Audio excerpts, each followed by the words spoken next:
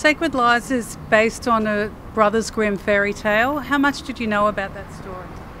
I know just a little bit, probably what I saw in the movies, but I get the scripts, so I get to see where everything is going and what's driving my character to want to figure things out and solve these mysteries.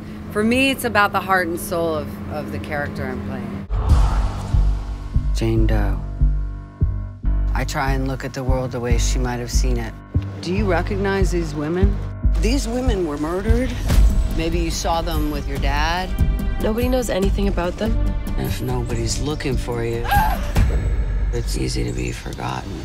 I relate to my character's obsessive nature so much because I think being a creative personality, a lot of what the fuel to discovery and things I do has an obsessive quality to it. Sometimes drives me crazy.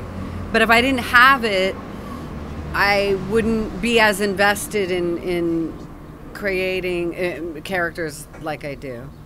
Given the seriousness of the show and the sort of angst and the sorrow, how do you get rid of that at the end of the day? Oh, someone asked me that earlier. I've trying to make it more of a thing where I go dancing more often. You have to remind yourself, a night out of dancing is very important, very healing. But also I immediately go outside and try to connect with sky and trees and things like that, because there's a lot going on in your head and physically when you're conjuring emotions. They found 2 unidentified women in the woods. They said you knew them. Maybe the answers we're looking for are so terrible. We're better off not knowing. Longevity, I think, is really your own investment in your dreams and your creative fire, and constantly trying to cultivate this kind of curiosity about life and discovery in art.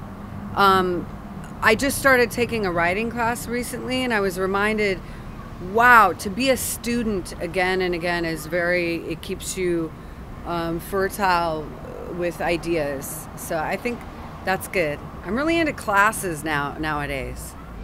It's all connected.